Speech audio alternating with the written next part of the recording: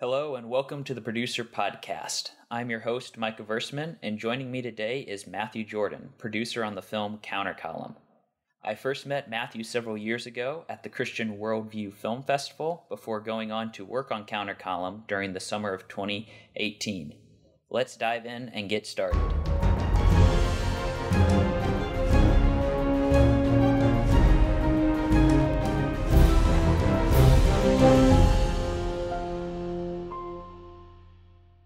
Welcome to the show, Matthew. Hey, Micah. Good to hear your voice. You too. So, to start, I thought, why don't you just kind of briefly go over kind of how you got started in filmmaking? So, when I was younger, I saw the movie Facing the Giants in theaters, and that was the first movie I had ever seen in a theater, and it really hit me hard because I loved football growing up. That was my favorite sport, and it was also a really powerful film. And getting that DVD, I think I got it for my birthday the next year and got to see behind the scenes. And that was the first time I really had this that I'd never seen what it was like for like a movie to be filmed. And that was the first desire where I was like, I want to do this. So I think I was about 9 or 10 at the time, and moving through life, I eventually ended up saving up money and buying a MacBook Pro laptop when I was 12, and my parents had helped go in on it with me and stuff. And what happened was I had kind of bought that with the purpose of wanting to video edit. I'd seen that they had this awesome video editing program, iMovie. I love it still, but that's what I got my start on. I started on iMovie, and the first video I ever filmed was on my MacBook Pro webcam, and it's still available on YouTube. It's called The Red Rider, and I filmed it with the webcam, and I edited it on iMovie, and that was the first completed short film I ever did, and it was a Western shootout with orange plastic guns. It's great. And so the summary of kind of my story into filmmaking is that I was very overwhelmed when I first started getting into this, and I realized very quickly I knew nothing. I didn't know where to start, and I knew I needed somebody to train me, and I knew I needed money, because it was like I started looking up cameras, and it was like the cameras I knew were good were like thousands of dollars. And so I actually prayed when I was 12, and this is after I bought my laptop, and I prayed, and I was like, God, if you want me to be a filmmaker, a Christian filmmaker, provide somebody to train me and provide money. And within a couple days, I saw a clear answer to prayer where a connection came, someone we met who knew somebody, and through that connection, within a few months, I knew this person that kind of became this mentor in my life for video and videography. And then a couple days after I prayed that, I had this knowing. I was like, God, you just answered my prayer. And so from that day forward, I really had a real drive and vision, like, this is what I'm supposed to be doing. I want to learn about video. I want to get into video. And basically, I've done a lot. I started doing YouTube videos, and my YouTube channel is still up there, all my funny short videos that I've done. And so I really got into it in my high school years. And when I was 15, I made a short film with some other friends, and this was like the first real deal short film. Like, there was a script, and there was basically a script.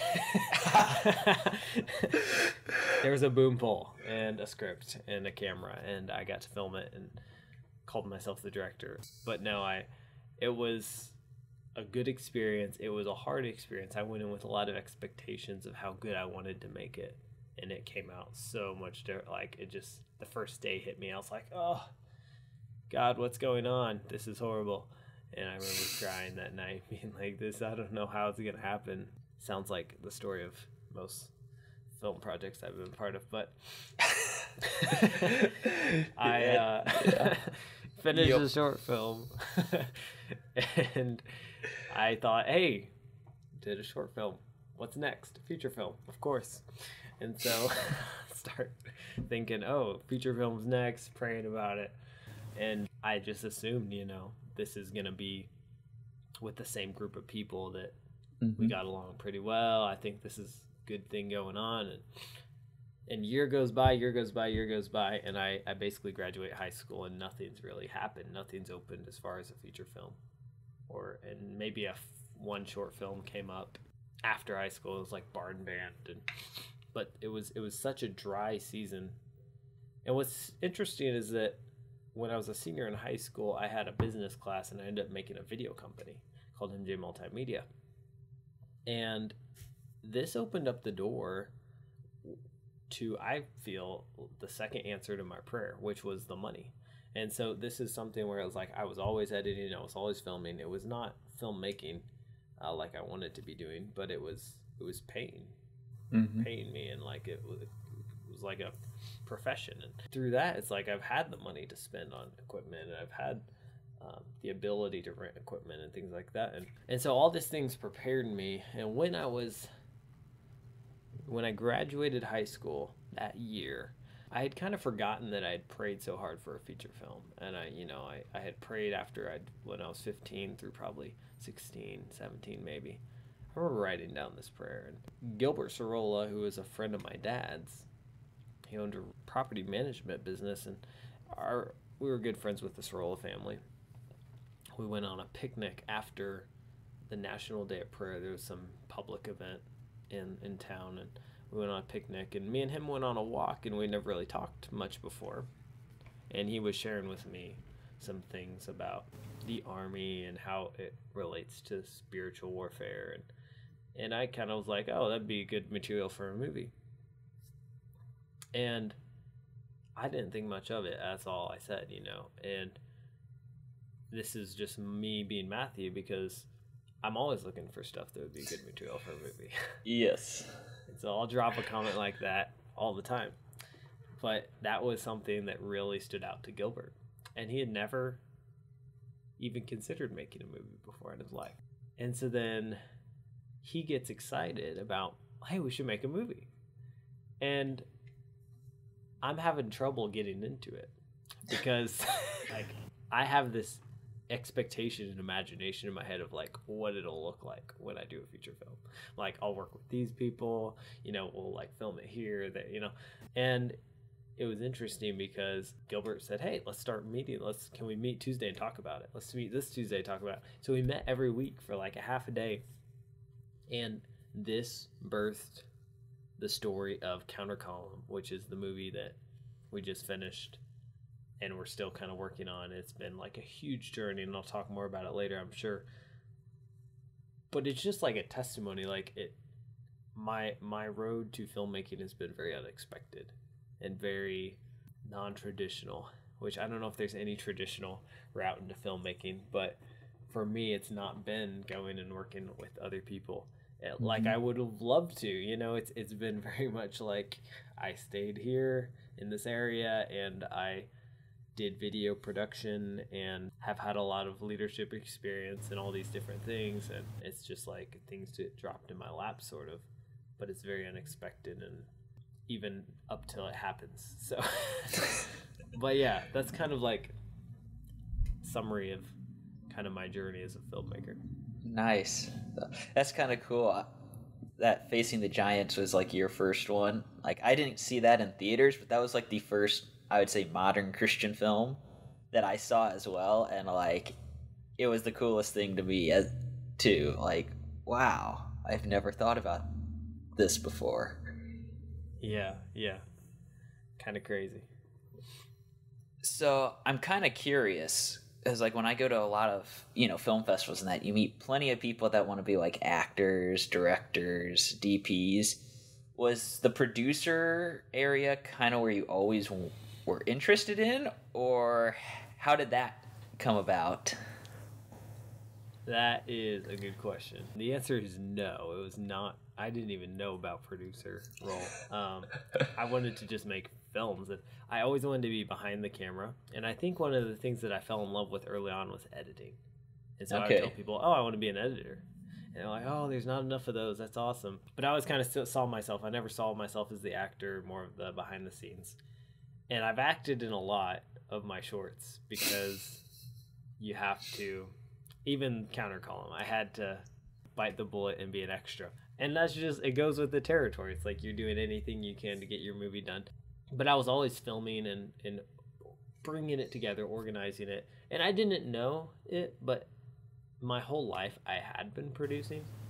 Mm-hmm. And so to me, it was kind of a realization. I started to really understand producing more either my first or my second time going to the Christian Worldview Film Festival. And I started hearing talks on producing and realized, oh, I get that. And I kind of do that. And maybe that's my place in filmmaking.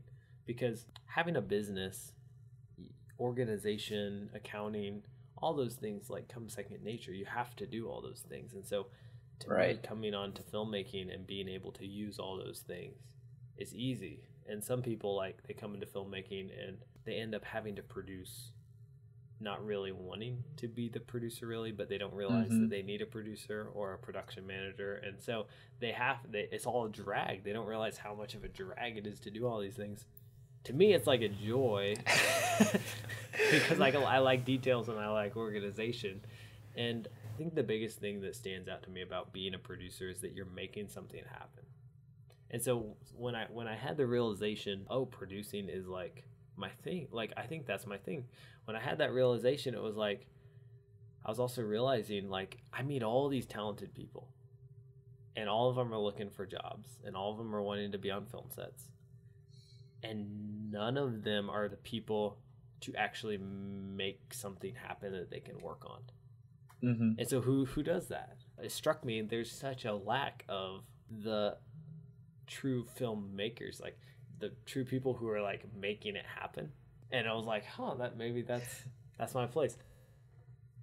Because, like, you know, it's as simple as like organizing a short film. You know, it's like getting everyone together and stepping back and watching them work. It's cool to have the vision to see something that, like, from that perspective. Yeah, it's unique. It's awesome.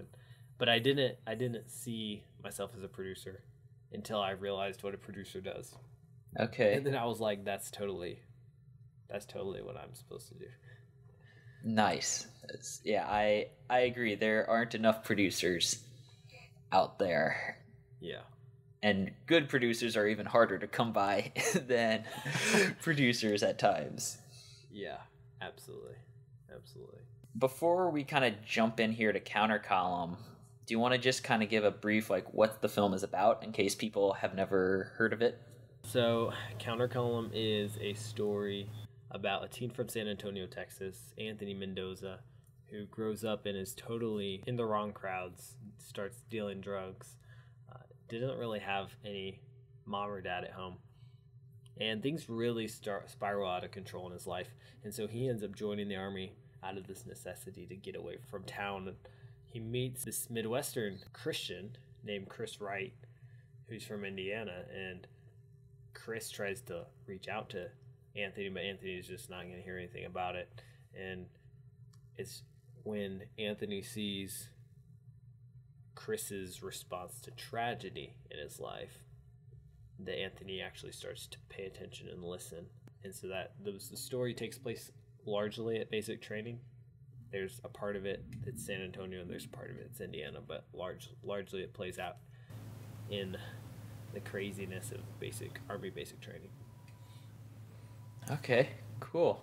Definitely not a setting you see a lot of films getting made in. You mentioned earlier that Counter Column was like your first feature film that you produced. So when you know you were going to do this, were there books you were reading, people you were talking to in the early stages to kind of get a better handle on what you were going to have to do on a feature film? Well, I remember going to classes at the Christian Worldview Film Festival. That was one of the things that I did. When I knew I was going to be producing, I hit up all the producing classes.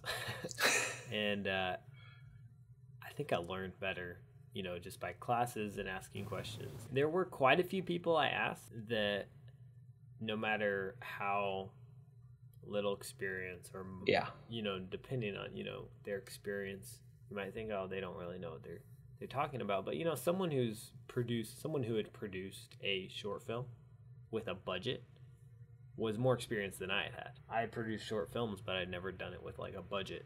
It was always like low budget, whatever, no budget. I remember talking to people who had been on a film set. That was more experience than I had ever had. How did they see that a film set was run well, and how did they feel like it could have been run better? It's good to hear from producers, but it's also good to hear from people who've been on sets, and that's sometimes the insight that really is neglected, I guess, of like, right. How was your experience and how could it have been better? So I got to hear from people who had been on Beyond the Mask and people who had been on I Can Only Imagine and some bigger sets, and it was neat to kind of hear perspectives and things. Polycarp, I think I talked to someone who had been on Polycarp, and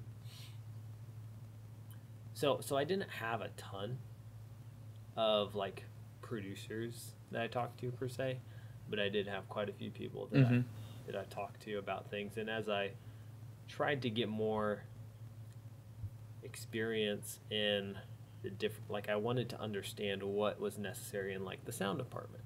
So I had a long conversation with a guy who ran sound, and so I guess that's the biggest research. I should have watched more YouTube videos probably. And I should have read books, but I didn't really read books. I think my personality is just kind of like go for it and learn along the way, which probably came back to bite me in a lot of ways, but the movie got made by God's grace, so despite my learning style.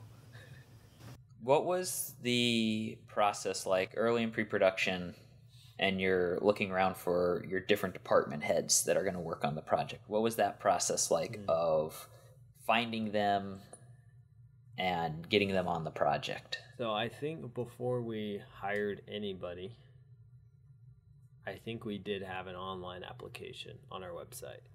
During our Kickstarter, we did post like, hey, we're crew call, casting call. So we were just blowing it up like right away. With all the publicity we had with the Kickstarter going on, we were also doing like our crew and our cast applications on our website. And so that was cool. We did our applications for crew and cast through Google Forms. And that would go and populate a Google spreadsheet or Google Sheet, which would then be color-coded by our casting coordinator to like the people we wanted for sure, or the people we wanted to contact. And it had all the, it had their phone number, their email. It had a question about, are you willing to volunteer? Like, can you work for free, essentially? There are a lot of questions. I think you filled this out. I think so.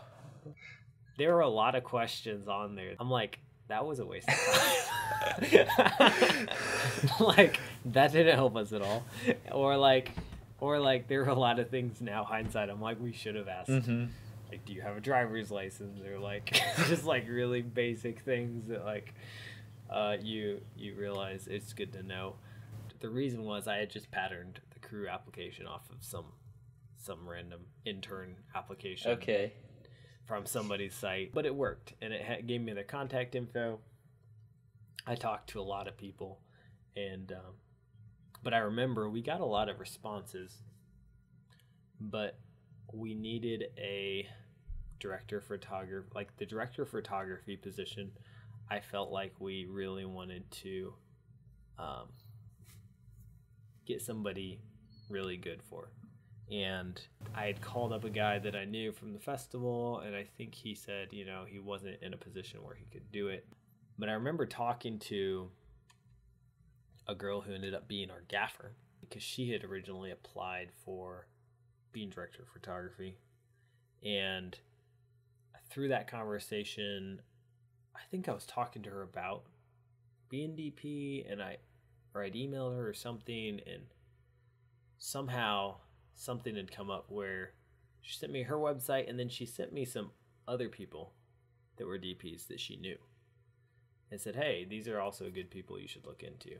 And me and Gilbert took a look at one of them, who was Dave Waco, and his reel, and it was really incredible, really good stuff. And so I called up Dave, and he was the one guy that I think we actually like worked out a deal with him. For him, he was like one of the first crew we actually kind of secured. Okay. So worked out something where he could do it, and he wanted a Christian film to work on. And then his hire led to getting our gaffer and our first assistant camera for Indiana.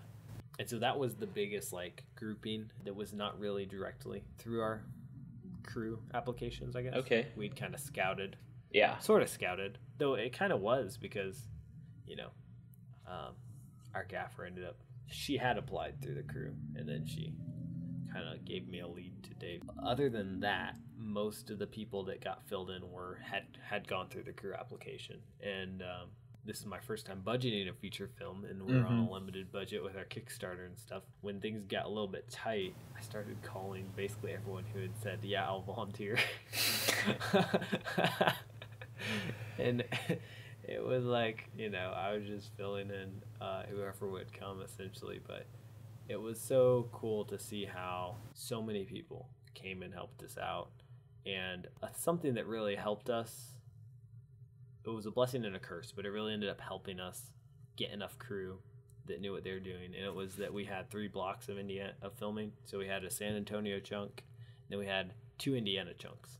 And so the way I handled crew, getting crew for the project, was basically a new crew for every block.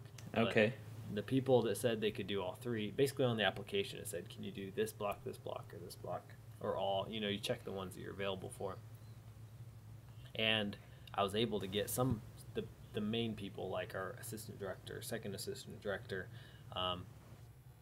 DP, gaffer, key grip, all those production designer, just some really key consistent people for the entire time. And then everyone else was able to come for like this week or 2 weeks or the last week or whatever, or the different blocks. And that helped us in the sense of like getting enough people, because not everyone, with our strap budget, we couldn't like afford to pay people to be there the whole time. And even like covering people's travel was sometimes a stretch.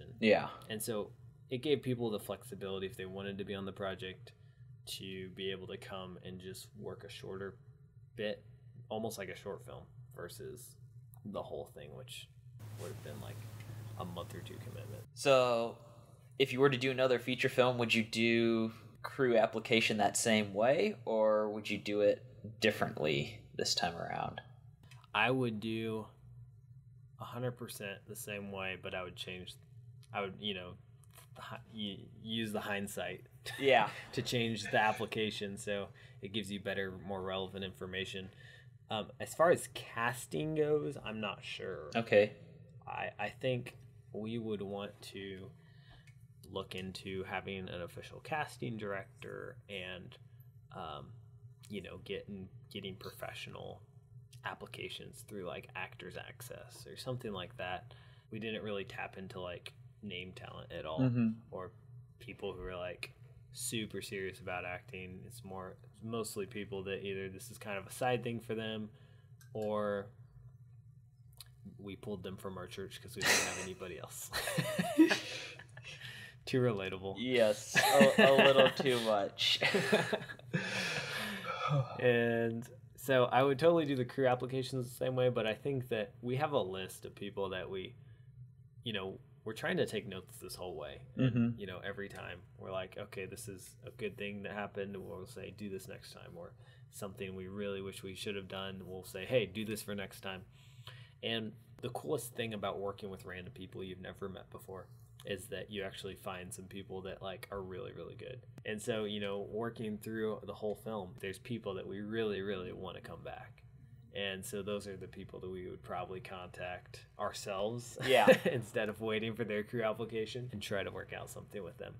When you're trying to work with a more experienced crew, you know, we were able to work with a experienced crew, but it was an experience at a lower level. Like a lot of these people had been in, you know, assistant director on a short film or several short films, or they had produced several short films, or they had done grip on several short films. It was all like at a short film level, or like even our director of photography, this was his first feature, for him to be a director of photography, for him to be a cinematographer. So like almost everybody was in this boat where it was like this was their first feature to be in this position they were in. They had the experience a little bit short term or like, you know, on a smaller stage, but this was their first feature film experience at that level.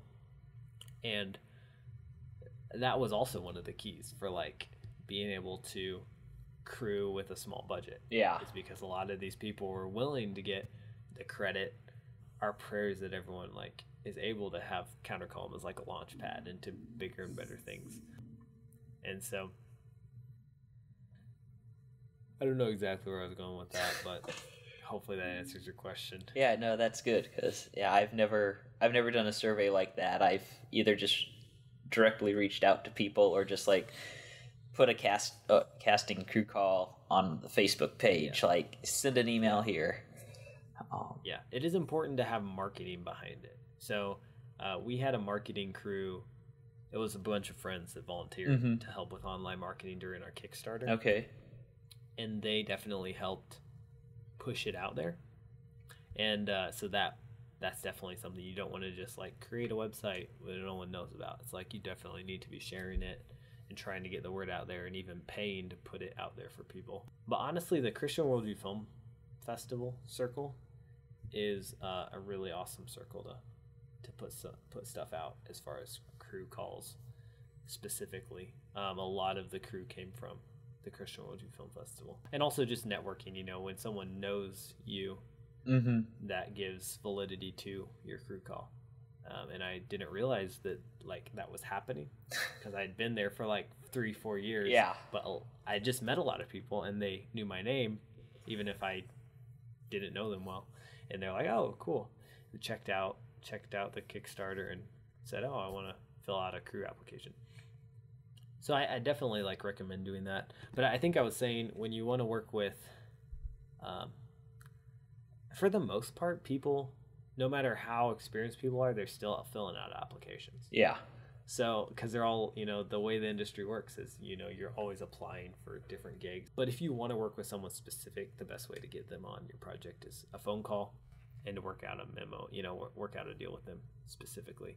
And so we've thought about that a little bit, or I have, as far as next project. You know, if there's someone with more experience in a certain department we want to get to kind of head that department up or something, to contact them specifically. It doesn't hurt at all to have a crew call at the same time. So yeah. Nice. And that wraps up this episode of the Producer Podcast. Join us next time as we continue our discussion with Matthew Jordan on the film Countercolumn and look at both the production aspect of the film as well as its delayed release due to COVID-19. Thanks for listening, and make sure to subscribe to the Producer Podcast.